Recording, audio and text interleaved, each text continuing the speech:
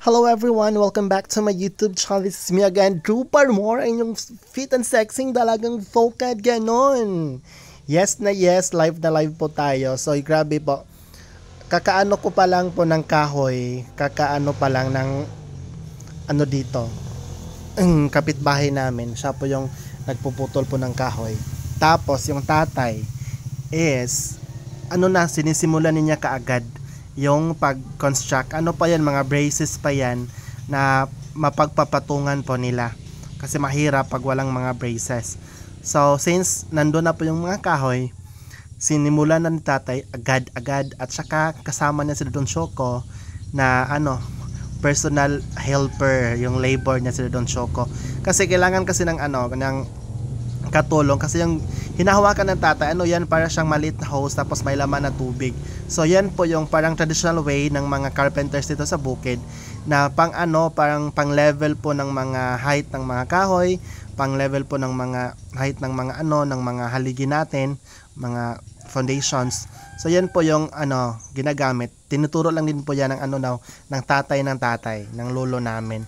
Pero pag mag-construct po tayo ng mga malaking buildings, hindi na yun applicable kasi paano na yung mga ilang floor na po ng building. So, gumagamit tapos na ng mga modern way na po. But since nandito tayo sa bukid, so yan din po yung ginagamit ng tatay. So, katatapos lang talaga yung mga kaya fresh na fresh pa yan. Tsaka, sabi nila, pag magputol tayo ng kahoy, kailangan din magtanim ulit. Yes, para daw payback sa ating mother natures kasi hindi pwedeng putol na putol talaga ng kahoy kasi yung kahoy is makakatulong po yan para sa ating lahat. Yes, so ayun po si Dudong Choco yung malaki na po si Dudong Choco natin. Nakikita nyo sa first vlog ni Ate Cha, maliit pa si Choco at that time, siguro mga kindergarten or grade 1, but ngayon mag grade 8 na po yung Choco namin. So ayan po, ewan ko bakit yung mga ganito is kailangan nating nilang maghubad ng damit kasi mainit daw. So ayan po, since it's already almost 6 PM in the afternoon, kailangan na nating iligpit yung mga paninda natin.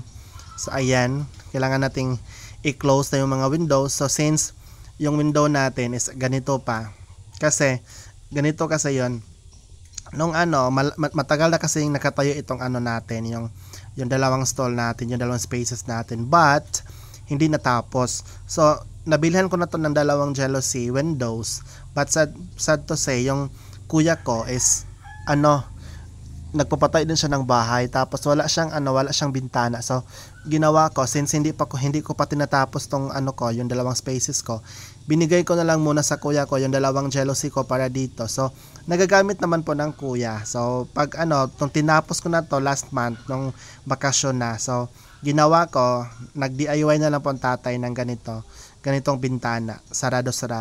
Lang pahirapan siya kasi kailangan nating mag-rearrange ng mga paninda every morning at saka every afternoon. Kasi kailangan talaga dahil isasarado, tapos hindi siya masarap pag hindi natin kukuha yung mga laruan dyan. So makikita nyo yung mga laruan, medyo hindi tayo mabenta ngayong araw, maliit lang yung kinikita namin, but still kahit maliit may naman, may pumapasok naman, may nabibili naman. Malakas po yung bintahan natin ng stickers, yung mga tattoos for now.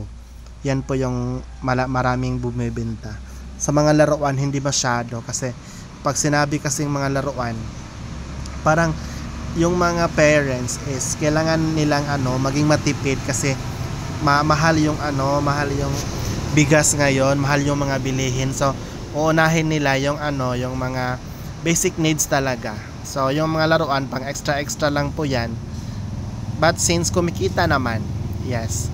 At saka marami na din kasing mga dito nagtitinda ng mga groceries. Pag magtitinda ako ng groceries, dami ng kompetensya. Kailangan nating mag-business ng yung ikaw lang talaga. So dito sa barangay namin, ako lang yung nag-business ng ganito. So hopefully soon yung mga bata is ma-discover nila lahat at saka mas dumami ba yung benta natin. So paunti-unti lamang po. So ayan pa yung tatay, grabe. Yes na yes. Ayan, so ito po yung mga mixers. Ayan po, sila po yung nagdadala ng mga semento dyan sa loob. Tapos po nila, binubuhos nila dun sa unahan. So pag nakasunod kami dito, pag pupunta kami ng bayan, tapos nakasunod kami nito, grabe, parang hindi mo makita yung daan. But thanks God kasi yung mababait naman yung mga driver. Pag may nakita nilang may mga motor na nakasunod, pinapauna naman nila. Kasi hindi naman masyadong mabilis yung takbo nila dahil super mabigat yung dala nila. Semento yung dala nila. So, ayan. Grabe talaga yung tatay.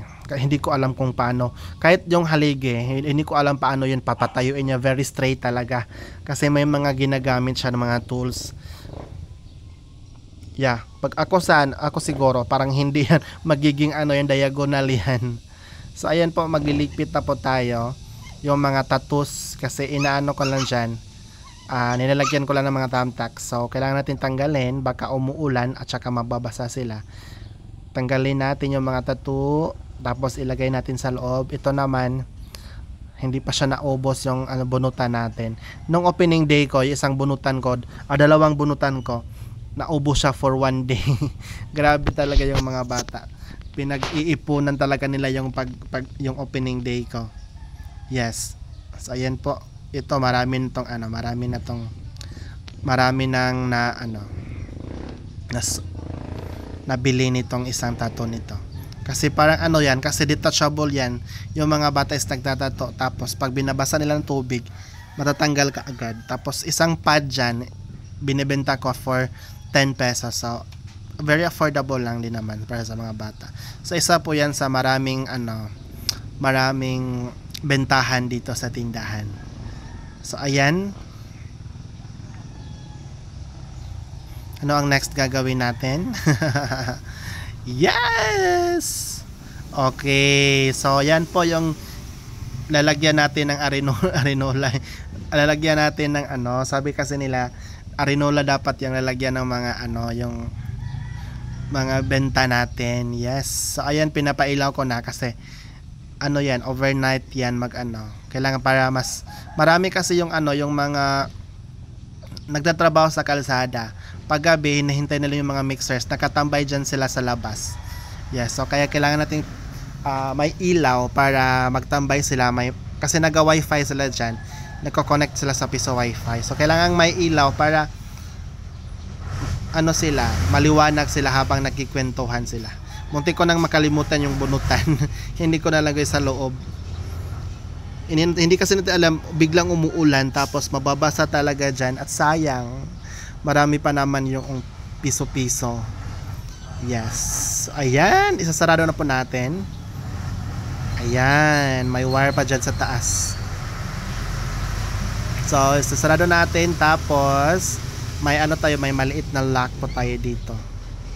Yes, ayan. Close na po yung yung SM. Char. Okay, so once again, thank you so much for watching my video and see you again next time. Ayan, piso wifi available. We accept ID lamination for 20 pesos only. Isa pa lamang yung laminate sa akin dyan. Yes. At saka may mga toys tayo, starts at 5 pesos only. Yes. Yes na yes. So ayan po, ingat-ingat po kayo palagi. Bye!